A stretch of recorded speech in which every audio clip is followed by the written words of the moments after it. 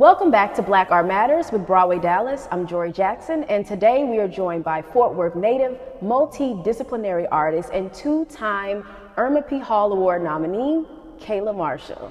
Hello. Hi, Kayla. Thank you so much for joining us. Thank you for having me. Okay, well, let's just jump right in. So, theater, the world of theater, how did you get started? Like, tell us all the things. All right, so for me, it all started in the church. But it started with singing and then it evolved. I will say when I was in elementary school, that's when I actually started getting into more of the arts. So more than just singing. Singing came first, dancing came next. And then as I got a little bit older, traveled into acting. So those are the basis for it. School church started it, the foundation, and then school just pushed it on from there. So within church and school, would you say that you had really great influences and role models? Absolutely. Funny thing is, you probably wouldn't be able to tell now when you see me on stage, but I was extremely shy. As a toddler, not so much, singing all the time, slapping my family around when they're not getting the right notes in songs, but you know, growing up a little bit more, now I'm a little bit timid, not really sure, you know, what to do with the gifts that I have. I will say church first allowed me the freedom to express myself and to enjoy what I was doing, and their reactions to how I would get up there kind of like pushed me. When I got into school, I was definitely based around the Black community. I'm grateful for that because you got to know where your foundation is and you got to be strong in that. Them encouraging me, seeing what I had to offer, and then just being around me and, oh, I see that you're good in that, so let's put you in this or let's move you in that. And that kind of just gave me the courage to dip my hands in like a lot of things growing up. So their support and encouragement and feedback. Awesome. And so at what age did you kind of just fully step into like theater, even outside of school, where it's like, I want to do this? And regional theater, community theater, professional theater, when did that kind of shift into it? The thing that drove me into professional theater wasn't until my sophomore year in high school. Up until that point, I had been singing in choir, I was dancing on the drill team, and Kennedale High School were doing hairspray. And you know, everybody and their mama knows hairspray. And I just knew that I had to be a part of that. Really, I knew who I wanted to be, whether it be Little Inez or Motormouth Maybelle. But I was like, if this doesn't happen, just as long as I'm in the number, go through the audition process. Me being a sophomore, there are upperclassmen who are extremely talented. And I don't know about y'all, but growing up in school, upperclassmen always had the bigger roles, the lead roles. So surprisingly, I got cast, and I was cast as Motormouth Maybelle. From there, because singing is incorporated into acting, so musicals, absolutely loved them. But then that started to drive, oh, well, can I do more than just singing in the show? And it did. I ended up taking a theater class, Acting 1 class. And from there, we started learning different things. And part of the curriculum was you have to be in these shows, or you have to do this showcase. And it just grew. It grew from there. Wow, yeah. And so I know kind of earlier you were mentioning how you're more introverted. Are you one of those people who, like, you know, I know you were a shy kid, but when you get on stage, do you have to muster up the energy and the confidence, or is it just like a switch where you just feel at home? So it is just like a switch. Most times you have to go through warm-ups, I would say, to kind of like work yourself up to being able to just express yourself, show everybody who you are. But I think I'm able to turn the switch on and turn it off. I'm introverted and mellow and calm in my own space. But when it's game time, when it's show time, you're not yourself at that point. You are somebody completely different. What has been some of your favorite, most memorable, or proudest moments working in the DFW community?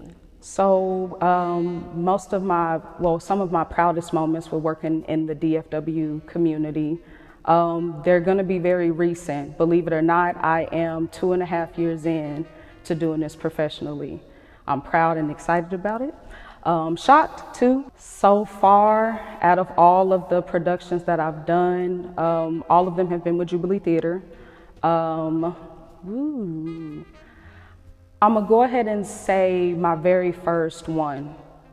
It was in 2022, springish, summertime, and we did If Pretty Hurts, Ugly Must Be a Motherfucker. The director was Sasha Maya Ada. That was my first time meeting her, and she's amazing, amazing director. But I was auditioning for musical stuff during that time and ended up getting something that was completely a dramatic piece. Not that I run away from it, but it definitely pushed me and stretched me. So I'm most proud about that. Having done so many musical theater shows, being able to hone into just the dramatic piece of a show. Would you say that, and that was a straight play, right? Yeah. Would you say a dramatic straight play kind of, I guess, gave you stronger muscles for even a comedy musical, or just how you approach material? Yes, it does. Doing a straight dramatic piece, it leads you into, which you have to do character work with every show that you do, and I'm honing into that, learning how to do that a lot more. But it allows you to not be able to hide behind certain things. And I know a lot of people think that when you do musical theater, oh, you hiding behind the songs, or you're hiding behind the choreography, or you're not really expressing that character enough through the small little dialogue that you might have. So that in that show, you could choose whether to do it or not, but we ended up doing a Nigerian dialect that whole time. Up until that point, I never tried to play around with it. You know, sometimes when you're at home with your family, you know, you're just playing around with different accents and stuff. I never did, because you never want to, you know, do one non-justice. So being able to know that I could do a Nigerian accent, take it seriously, learn how to say certain things, how to elongate certain words, or how to put emphasis on certain things, it definitely stretched me. I'm a very positive person, and my character at that time had to deal with deeper emotions and deal with anger and jealousy. So all the stuff that I try to not put into my life, I had to hone into in that character, and it definitely stretched me. What would you say has been maybe an obstacle or challenge that you faced in, you know, your career so far? I love that question. Any obstacle that I may have faced in my career so far, believe it or not, it's knowing that I belong in a space and belong in a room and being accepted by your own community and culture. Granted, growing up, you know, I have my Black family around me, my Black friends. I'm going to fourth worth ISD at the time, so I'm in an environment that I understand and I know. When I did navigate over to Kennedale ISD, that was kind of like a culture shock. If I'm involved in the arts, maybe I'm like the only Black person that's there at the time, but they're accepting me because of the gift that I have and are willing to put me in different areas and elements. And everybody's experience is different, but Kennedale, to me, like all my, you know, white directors at the time, they saw what I had, and they were putting me in roles or lead roles that you really wouldn't see a Black person in most of the time, because they're period and time period. And, you know, back then we were either slaves or we were maids and stuff like that. So it was a little bit different. I will say that it kind of, you know, like being overprotected by a parent. it kind of sheltered me in a sense, because when I moved off, when I attended Oklahoma Baptist University for a year and a half, now I'm seeing it. I'm seeing reality. They're not about to put you in this period piece. You're not about to lead anything, and if anything, you're going to be in the background. And the only opportunities I had at that time was new works and stuff. So navigating that, doing this professionally for 2.5 years, people are seeing the ability that I have. Now it's just can I trust you to be able to tell this story the way that I'm envisioning it? That's my obstacle, I feel, right now. When maybe casting needs to trust themselves and, Absolutely. If I could piggyback off of that real quick, Charles Jackson Jr., who was the associate producer at the time, he did something that I wish a lot more theaters would do, and it's take a chance on people. There's so many talented people out here. We all know that, and we all know a lot of them, but do I stick with what I know or what's safe or what we're used to, or do we try something different? I had originally, the goal was to just see shows for a year. Before I did this, I just wanted to go see shows. I've always had a love for it, but I wanted to just go see and be like, okay, this is what I have to do to, get to that level. God had another plan. One of my good friends reached out to me and sent me information for Dreamgirls that Jubilee was doing. Went and auditioned. I don't remember everybody that was in the room, but I went in, sung a song, was nervous as all get out, and just so happens Charles was in the room at the time. And before I even knew that I had gotten a role in Dreamgirls, he had reached out to me for If Pretty Hurts. And it cracks me up because he told me, he was like, Lord Jesus, I hope this girl can act. She can sing, but I hope she can act. And he doesn't know that I was thinking the whole time, Lord, please don't let me embarrass this man. But he took a chance on me, and that just, everything started moving fast from there. So I wish, if that's the obstacle that I feel like I'm dealing with, getting my foot in the door, it's everybody opening themselves up to the new and evolving things. So. Yeah. What would you say to those who are behind the table, who are maybe holding too much of a grip on traditional casting? Like, what is something that you would say, or maybe to enlighten them or encourage them? For those who are behind the table, directors, MDs, stage managers who are making the big decisions about the shows that they are wanting to put on, and are thinking about the people that they're casting, what I'd like to encourage them to do is to just live in the moment in that time, because the actors are asked to do that. The actors are asked to come in and forget about everything else that's going on in life or in the world, and when you come in, that's your moment to make it happen.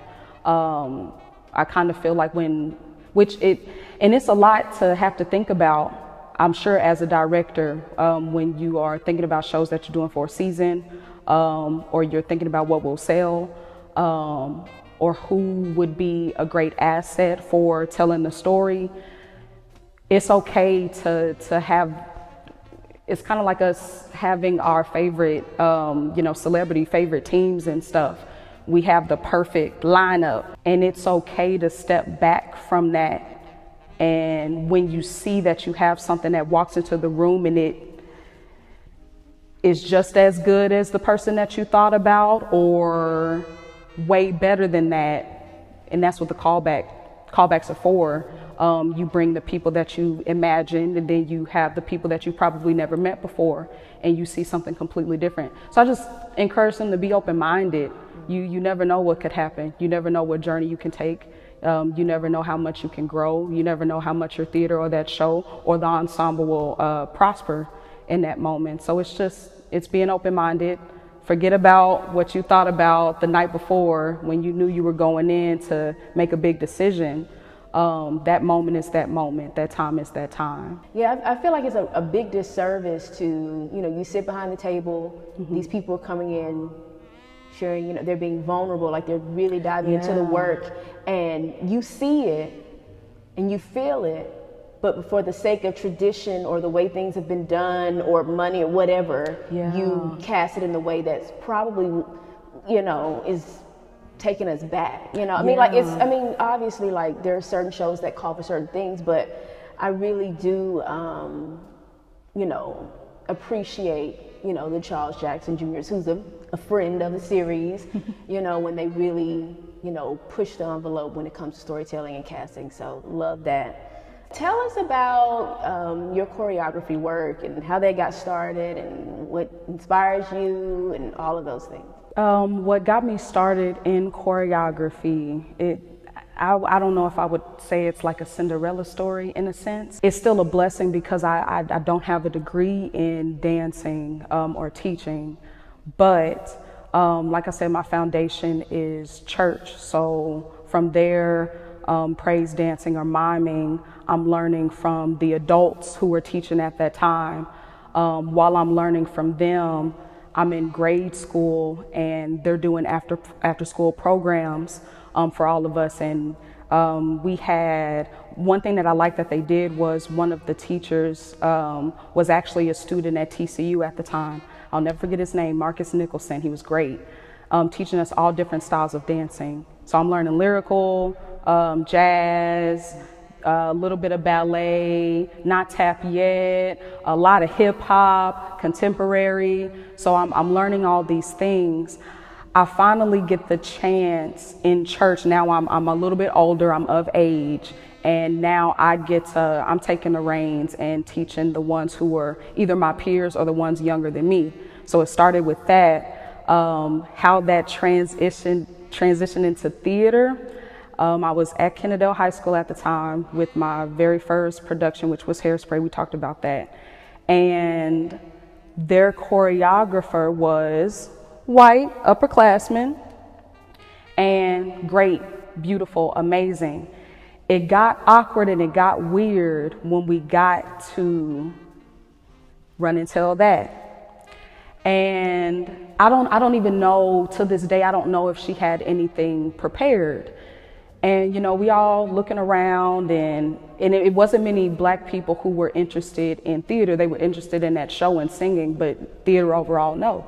So I'm looking and I don't know how it happened, but I was like, do you mind if I just step in here? And I know, granted, I have a role, I'm doing Motor Mouth Maybelle, but can I try to work something out? Don't know how, don't know why, glad. But my theater teacher, Doug Parker, he was like, you know what, go ahead, do it. I ended up doing the choreography for that and anything else that we had to do at that time. And it just evolved. So any show that I was involved in, where even if I was leading a song, I was allowed to choreograph part of the ensemble. So it's like, come on, thank you for having faith in me.